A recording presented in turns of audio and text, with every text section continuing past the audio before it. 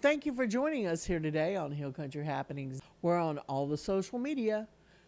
Follow us on Instagram and Twitter. Go to our Facebook page and like us there. We also have a YouTube channel, so be sure and subscribe and to hit that notification bell because we post all of our original programming, and that way you won't miss anything. We are trying to reach 1,000 subscribers as soon as we can. Be sure to go and sign up for our notifications on our hcntoday.news website. We also have our hillcountrynetwork.net website. You can watch any of the programming we have on our channel. You can watch our live stream anywhere in the world. Thank you for joining us here today, and we hope you have a wonderful week.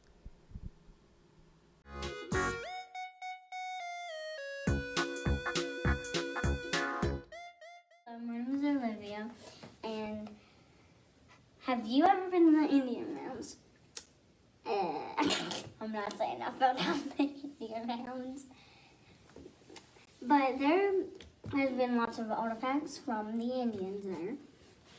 Like, there has been stuff that they used, from pots to wood. This is in Ingamaro, which is only about 10 minutes from here. I have been to the Indian Mounds, and I have seen lots of holes in there. When you go up to the Indian Mounds, there are holes with almost like an outline of sticks around them. Just like shown in this picture right here. Around it, the perimeter is about a mile long. I climbed up it. It's about 200 feet. It is very steep. People like to throw parties there. We don't know, there might be some more artifacts in there that you could donate to the museum. My name is Olivia Hardy, and this is about the Indian Man. Hello, my name is Emma Claire, and I'm a Union County Heritage Museum kid. Hernando de Soto was a really rich Spanish explorer. He had a lot of money, but he looked for more gold to be even richer. So he encountered some Indians and they had great wars, but then Hernando de Soto made them his slaves, and then they looked for gold but they didn't find it. And then later in their journey, Hernando died, and they put him in a river, and then he sank. A minute ago, I talked about Hernando de Soto. He was looking for gold, even though he was very rich, but he was greedy. Here are some arrowheads that the Native Americans used to fight for themselves whenever Hernando tried to make them his slaves, and Hernando won, but that's not right. It's some kind of bucket. This looks like they put cookies in here. A water bucket? Thing where they put stuff that's about to set on fire in.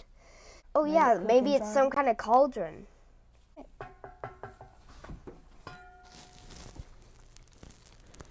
I mean, you could cook stuff like this, throw away that, and use it as a hat.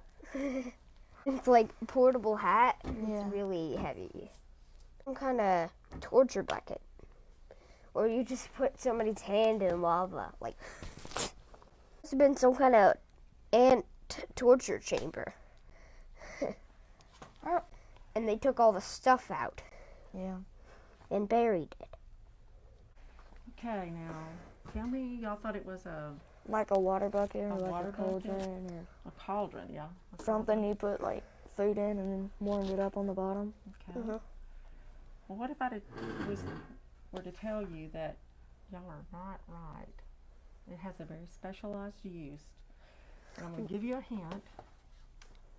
Think about it if it was always kept under the bed. So like a safe kind of? Oh, a bucket for leaks on the roof? No. Okay, I'm going to give you another hint. Think about it if your house did not have a bathroom. I guess it would be. That's a toilet. It is. It is a toilet. It's called a combinette. And you put it under your bed at night, and if you needed to use the bathroom, well, you get the combinette out, and you know what the children had to do a lot of times? What? They had to take this out and empty it. Ew. Ooh. Wait, did they? So that was like a chore for them? It was a chore. Somebody had to do it, right? I'm glad we have toilets. Well, this is a combinette. Of course, this handle is to help you empty it. And it also has another kind of, not as a sophisticated name, called a slop jar. And so, there you have it. Wait, did But they every house had one, and usually everybody had one under their bed. Did they just throw it out the window like? Well, I would hope not. They probably had a place out there, maybe like our compost today. They'd go and throw it away, far away from the house, so it'd be kind of cleaner that way. But what about if you use it at night and then you go back to bed? Wouldn't you just smell it? Well, that's why it's got a lid on it. You have to put the lid back on it, and then that'd be the first thing you do in the morning after you used it. You take it out and I am so glad we have toilets. I am too.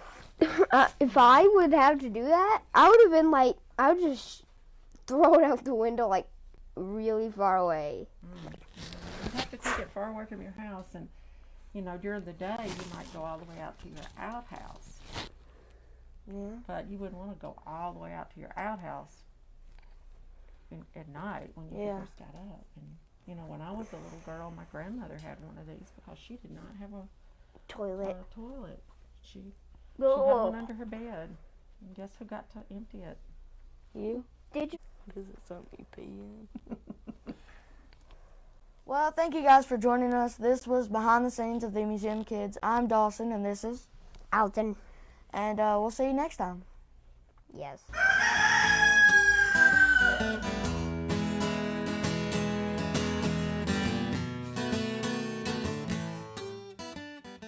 I'm Cindy with TV 99 North Mississippi, and today I'm with Sean Johnson, the Director of Tourism here in New Albany. And as a lot of people know, we have great biking here in New Albany. We have a wonderful trails here, and what's the future of our trails here in New Albany, Sean? Well, the Tanglefoot Trail, do you want me to hold this? Sure. Okay. The Tanglefoot Trail has been a fantastic addition to New Albany. It's helped us in a lot of ways. It was definitely part of us becoming the southern small town, best southern small town. It brings in people from all over the country, and especially from around the region. It's the longest bike trail in the state at 44 miles. What we're looking at going forward is kind of connecting some of the trails and developing some trail land that we have to extend the trail for another 6 miles. The great thing about that is that the trail is currently 44 miles, so adding 6 miles to it would make it a 50-mile trail.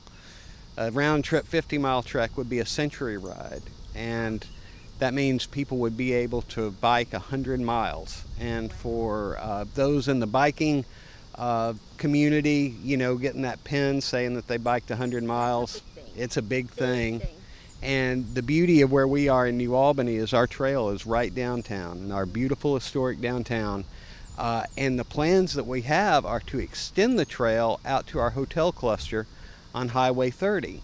So that would mean that bicyclists could come in from around the country and get out of there, you know, check into their hotel, and then not have to get off their bike. They could come downtown. They could drive all the way from Houston on their bike from their hotel.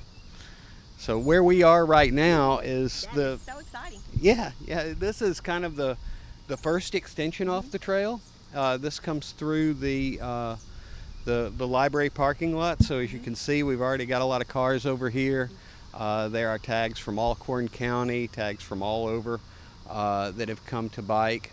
This connects to the park along the river and the Tallahatchie trails, which go down to the Sportsplex. As well, right over here is a car charging station.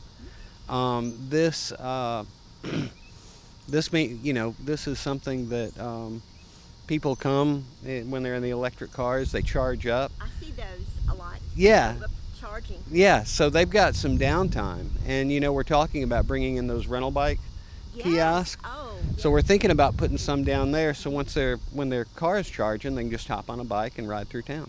So the trail system will come along the park along the river. Yeah, it'll right? come right through the park along the river. It goes from the trailhead is where this all joins up to the library parking lot trail. That connects right over Carter Avenue to the park along the river. And then we'll go all the way down to the Sportsplex because these Tallahatchie trails, they go to the Sportsplex under I-22 overpass. So I don't know if a lot of people know that, but the trail system is fantastic. And we have a lot of walkers using it, but by connecting it to the bikers, it just adds more length to the Tanglefoot Trail. And then, of course, the good thing about this area is it makes all of our events very bike accessible. Because once the trail platform is completed, not only will it connect our hotel cluster where people could bike from the hotel, but there are a number of neighborhoods over there too. So they would have, they don't have to get in their car and worry about parking. They can just ride their bikes down here. If it's a pretty evening, they could even walk. It'd be a walk, but it's possible. It's beautiful scenery along the way as well. Yeah. And eventually what we'd like to do with this river, there's so much possibility here. The problem is once you are dealing with a river, you're dealing with a lot of federal authorities. The process is slow and expensive, but if the will were there, I do think that we could develop this river at least with some river access points where people could get down in there. And I've talked to some amateur archaeologists. They say the place is littered with artifacts. There used to be Indian mounds along the trail here. So we know that artifacts are in this area. It would be great for scouts. Yeah, and speaking of scouts, over here, before we get to the tennis courts, there's an area where we're hoping to work with a local scout troop to actually build a little primitive campground. So people could camp on the trail, camp in New Albany, and if we had the riverfront access, they could easily get down here and do scout projects and whatnot, and it would be good for all sorts of people. And yeah, and when the river's up, there's kayaking. I've kayaked this river a couple of times. Really? Mm-hmm.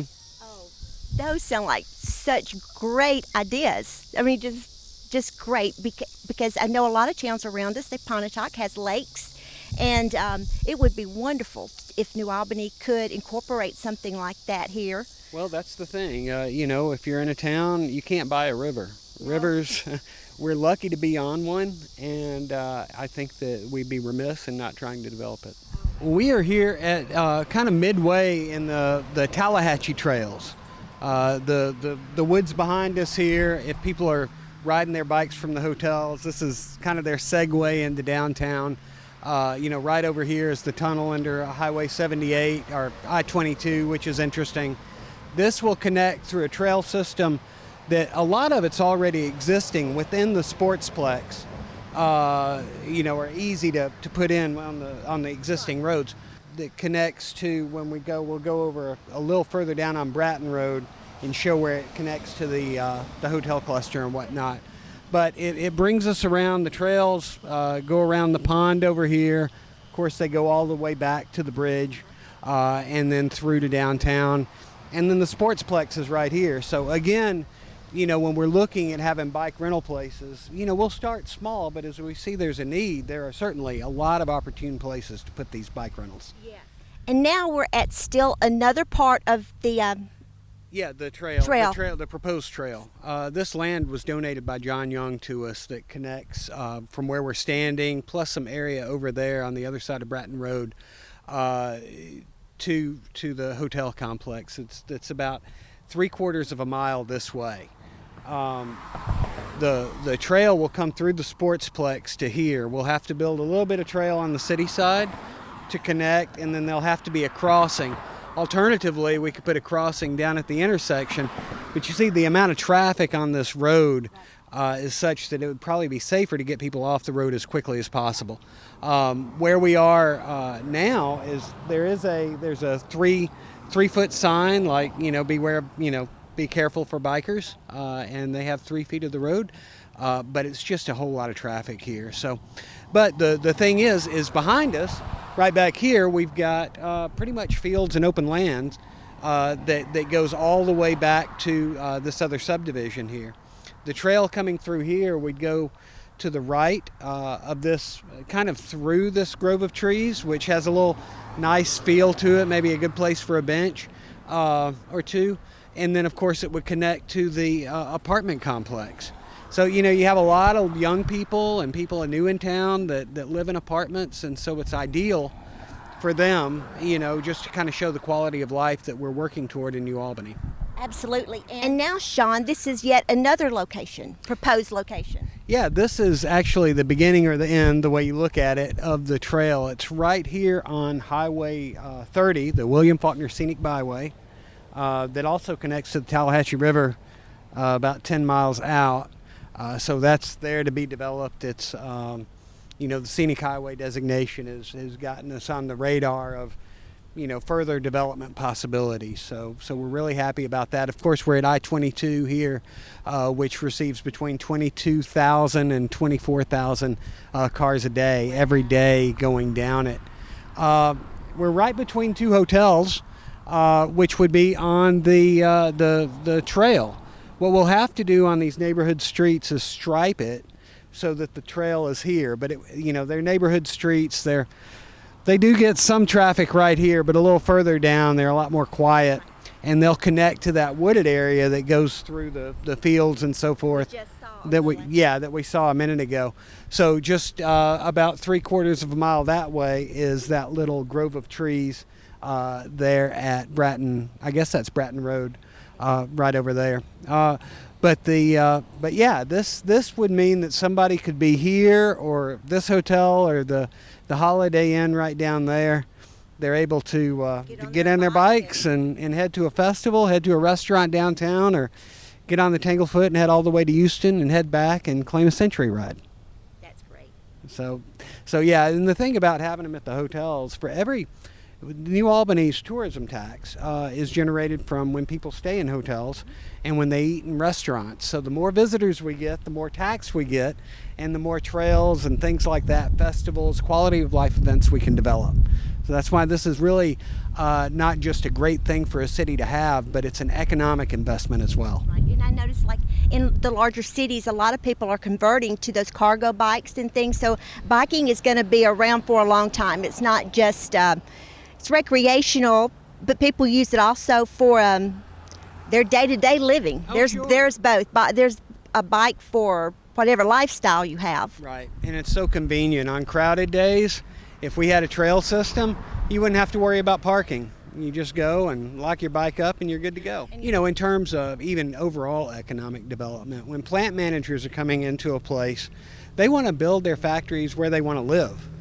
And so it's important to have cities that are fun to live in and that have good restaurants and bike trails and good events and amenities. And we're doing really well in New Albany. We've got the 5th best school system in the state. We're in the top 5 there.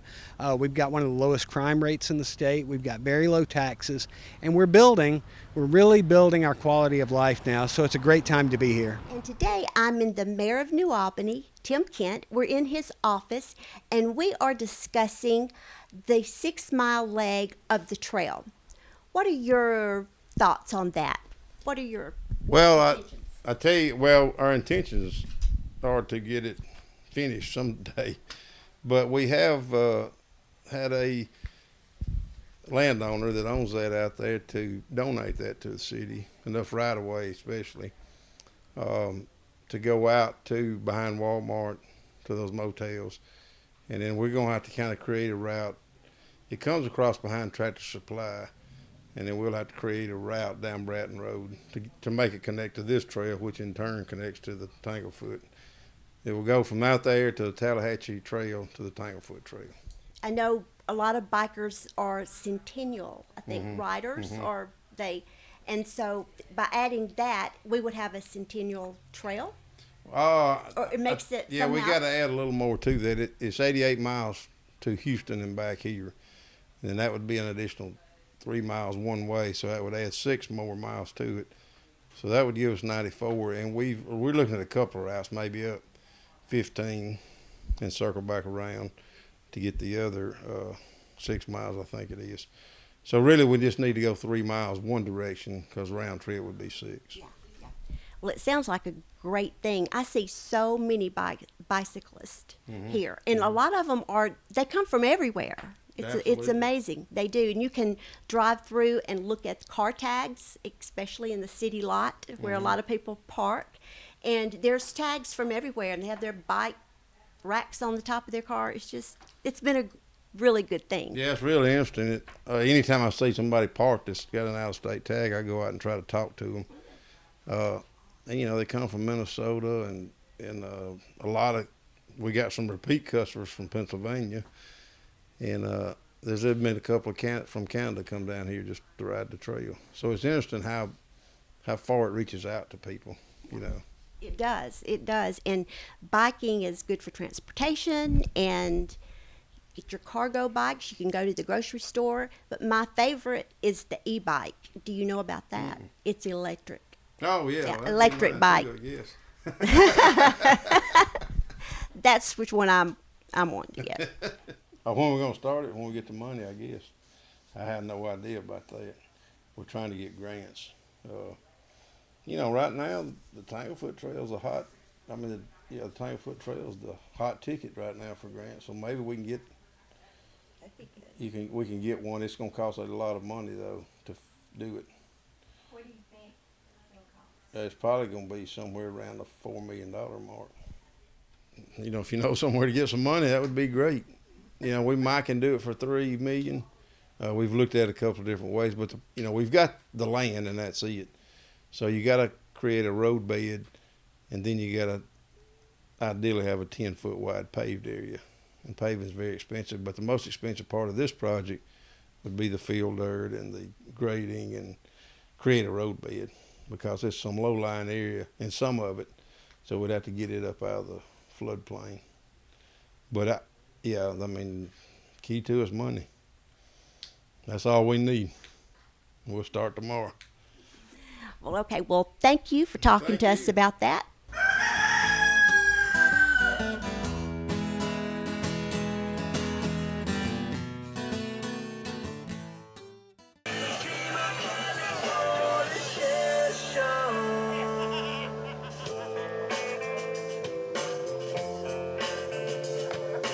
Michael Neal with Kustom Koncepts. Why are we here? Okay, what we're doing here today, we're at Union County Library. We're doing this as a part of our first responders for Union County, Monroe County, Lee County, all surrounding areas. And what we're doing, we're raising money for those families. We'd had a tragic accident with Monroe County, so we're reaching out to a lot of those families to come in and just be there for them in their time of need and such as that. My name is John Henson from Tupelo, 72 Chevelle, big block automatic. I just brought it out today for this benefit show. What's the benefit for? First responders come out to support them. What is the SS for? It stands for Super Sport. Enjoy driving it. Get a lot of comments and stuff on it. So. I bet. Is red the original color when you got it? It was red when I got it. It's not original to the car, but it's right. We sort of updated it a little bit. What's the inside like? It's a bench seat, automatic in the floor. Interior is pretty new in it. There's room for the family in it if they want to go. Thank you. You're welcome. These are a lot of guys that we ride with throughout the year. We all wanted to come together and just show support for our first responders, firefighters, EMTs, police. They're going through a lot right now, so I think we need to do something for them at this time. How many cars are here? So far, we have 71 registered right now. People are still coming in. We've got people represented from Alabama, Tennessee, Arkansas. People on Facebook are still commenting on us, saying, hey, we're coming. We're just running late. We had some bad weather such as that. We had a little bit of rain this morning, so it held some of the other guys up as well. When are y'all going to today? We're going all day until we just start thinning out. We do have a live concert here tonight. Toxican's going to be here. They're going to be performing right here where we're at right now. So bring your lawn chairs out, come set up. We have a food truck here. We have tiki snow cones here as well. Mr. Food Truck is here with awesome tacos. What would you like to say about the first responders? Thank y'all so much for what you do. This is just a small token of what we can do to give back to the community. There's really no words you can say for what these people mean during this time right now.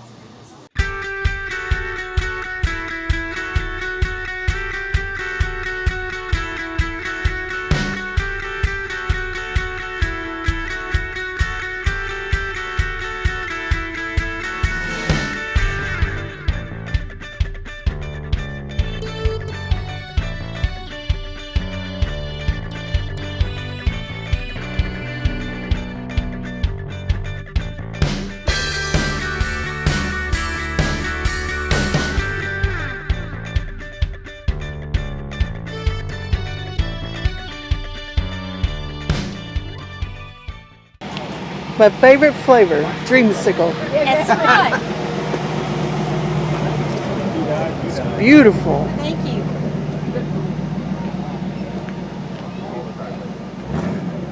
The top is amazing. Yeah, it's pretty amazing that they figured out how to do that I know. back at When they didn't have any computers. that long ago. Some of the greatest engineering feats happened before. For our judges, we're going to walk through and give our trophies away. So we're going to go ahead and give 2 door prizes away at this time.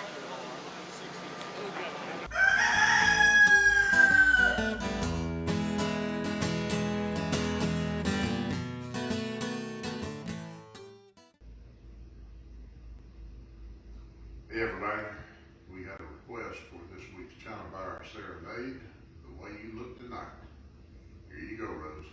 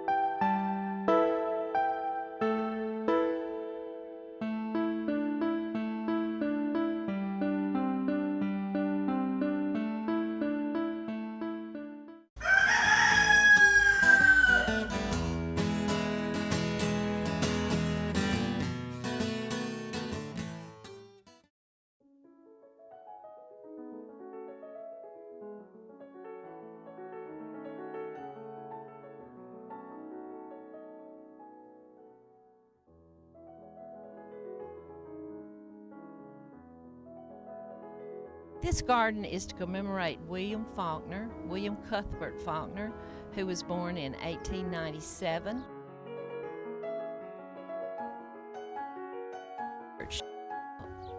William Faulkner lived here just over a year. This garden is the only Faulkner literary garden in the world, and visited by people from 11 different countries and all of the United States. Our goal in this garden is to have as many people come as came 100 years ago when Paul Rainey was bringing people from all over the world here to hunt. Now we want to bring them back to see flowers. This is the outdoor entrance to the garden, to the outdoor exhibit area at the Union County Heritage Museum. This entrance was made with things from farm, because this was an agrarian society the first half of the 20th century, and it's made with implements. Faulkner called his fictional county Yoknapatawpha, and this is made with farm equipment from Yoknapatawpha, which means plowed ground. As we enter the garden, we have a storyteller's chair. Faulkner is known for storytelling. Storyteller sits on that chair, and all the little folks, we interpret this for the season. This just happens to be our fall season. Faulkner's aim, he says that every artist's aim is to arrest motion, which is life, by artificial means, and hold it fixed so that 100 years later, when a stranger looks at it, it moves again as if it's life.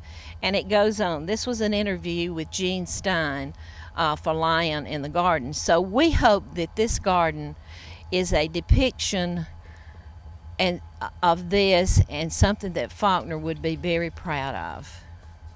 As we look out across the exhibit area, Jill has done a fantastic job in interpreting the agrarian society in New Albany, and eventually we hope to have signs of Faulkner quotes that interprets this area as well.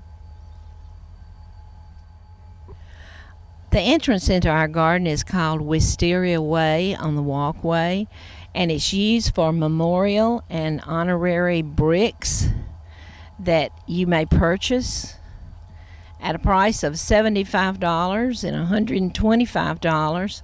This is one way that we have of raising money to maintain our garden.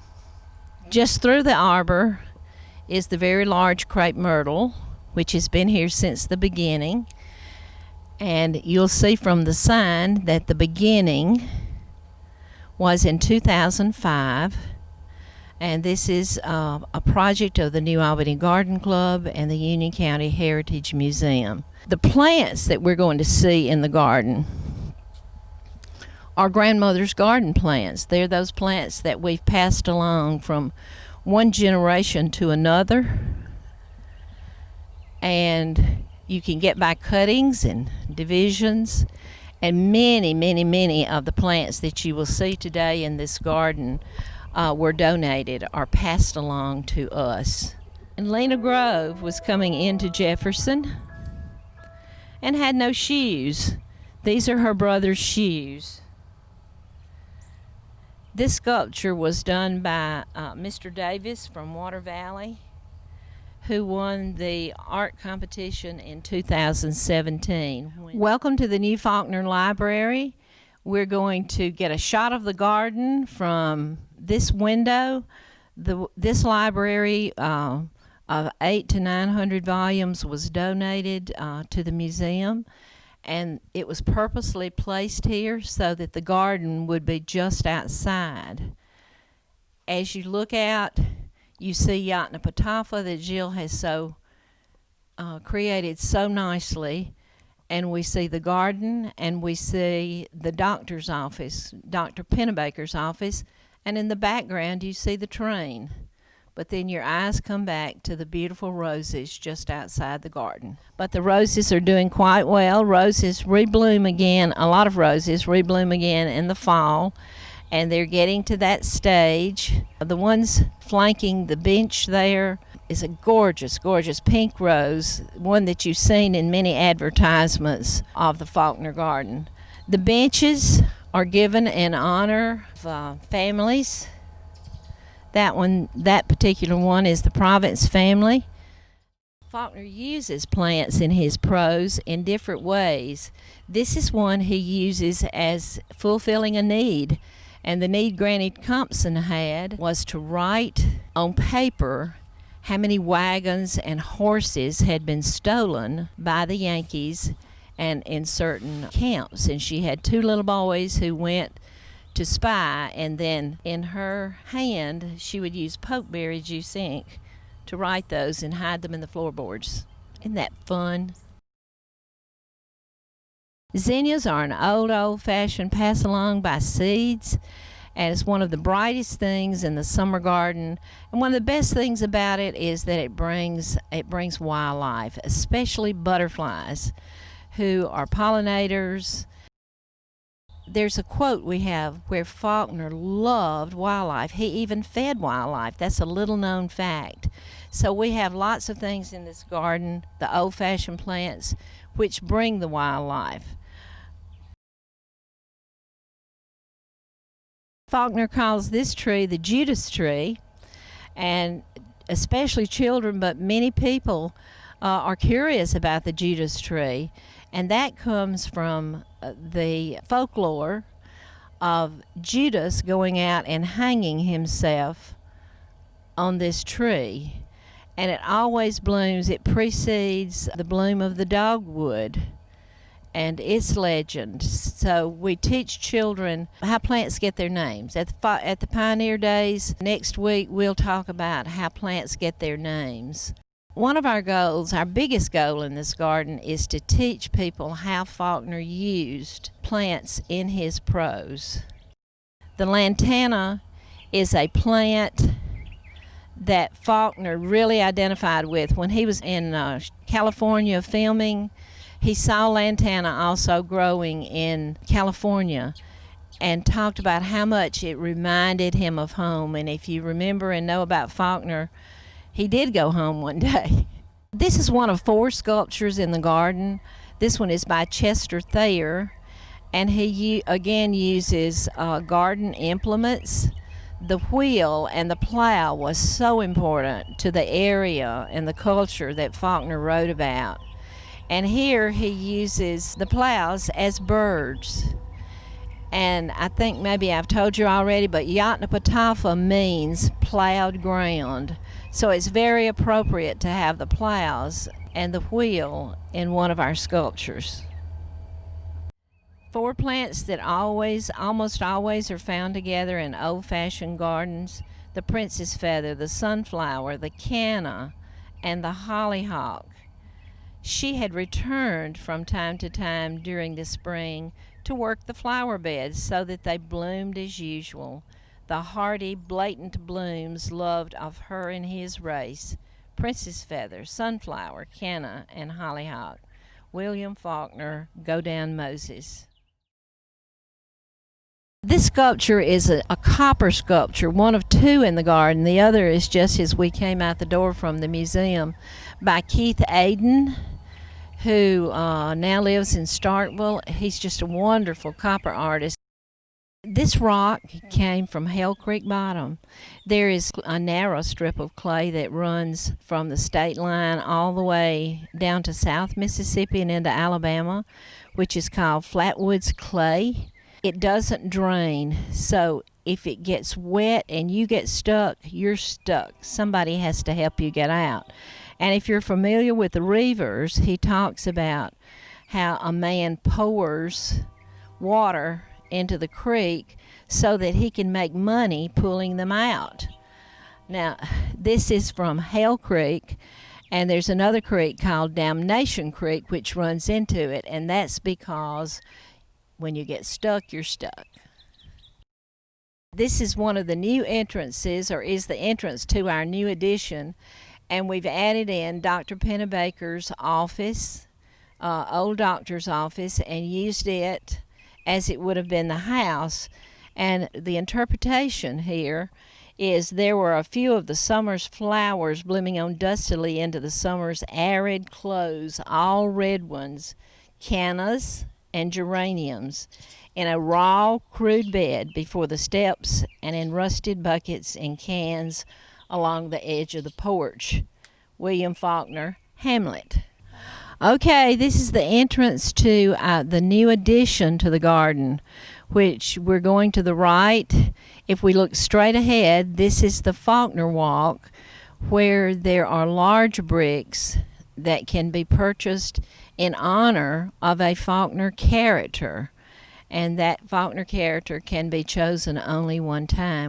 This is an old jail in the background, and this sculpture is by Haley, I think it's Yurkoff, and she uses bottles etched with Faulkner quotes that are not plant quotes, but other Faulkner quotes. So you can sit at the time of the day when it's shady and read those quotes on those bottles. Okay, this is one of the most unusual plants. People often ask, what's the most unusual plant in the garden? And that is cotton. But the first half of the 20th century, we were an agrarian society, and the main cash crop was cotton. And cotton, almost everyone here picked cotton. The schools were even split session at one time, where the children were home in the springtime to hoe the cotton.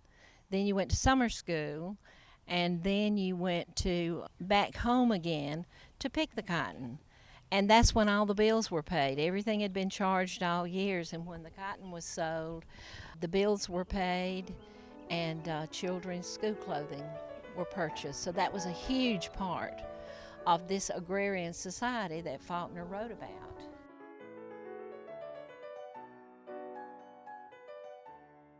One time, there was a man from New York here visiting, and he was very interested in the cotton.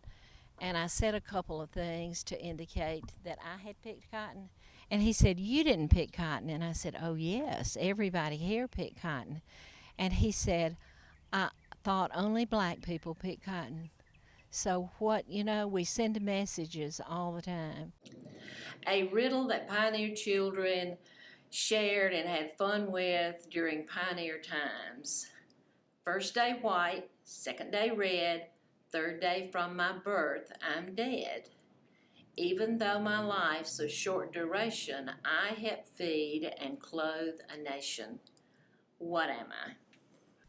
Everything you see out here is depicting the culture that Faulkner wrote about. From the store, the train that comes through. We didn't mention it in this, but the old Colonel Faulkner that William Faulkner modeled after was a railroad man, and the railroad came right through New Albany, which is right behind us. Occasionally you'll hear a train, and this was the agrarian society, and all the things here depict something that Faulkner wrote about, because that was his postage stamp of native soil.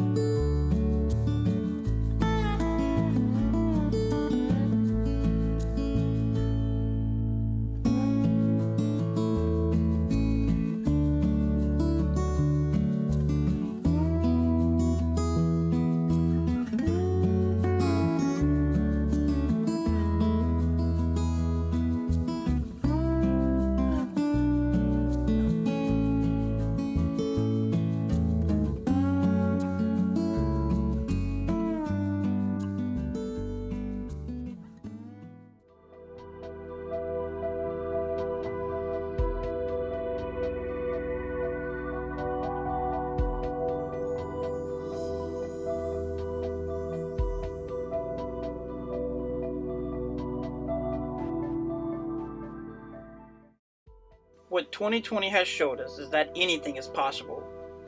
We are watching 2 tropical systems that will be entering the Gulf of Mexico, forecasted to make landfall by Wednesday of next week.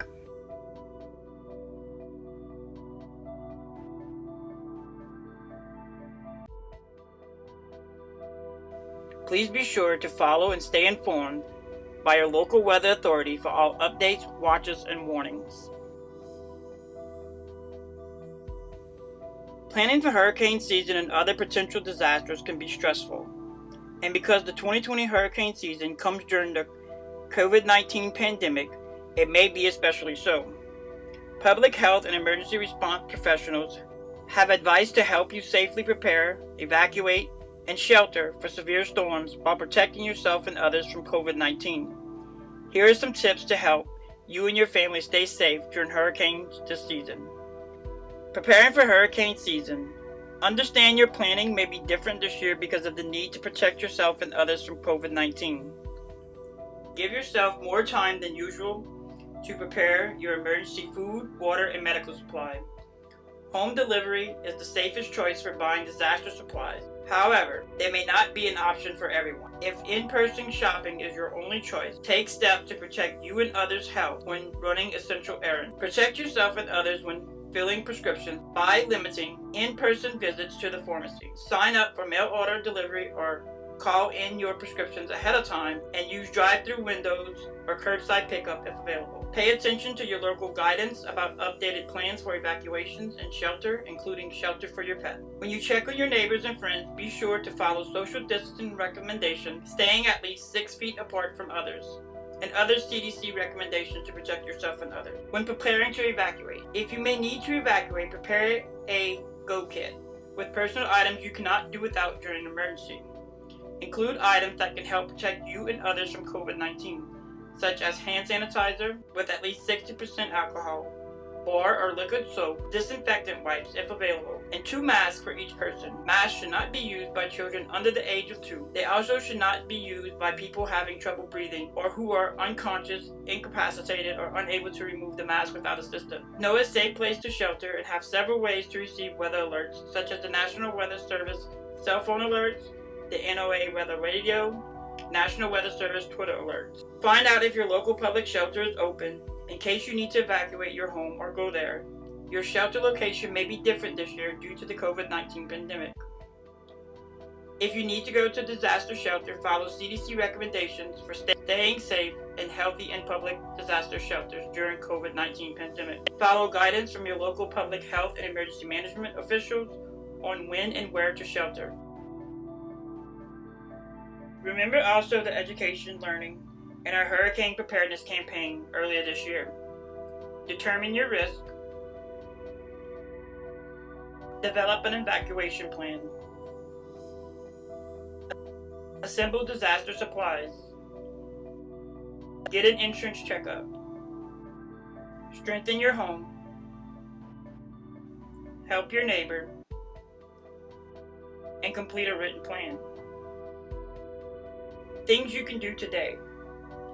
Make a list of supplies for your hurricane kit. Organize important documents. And determine if you live in a hurricane evacuation.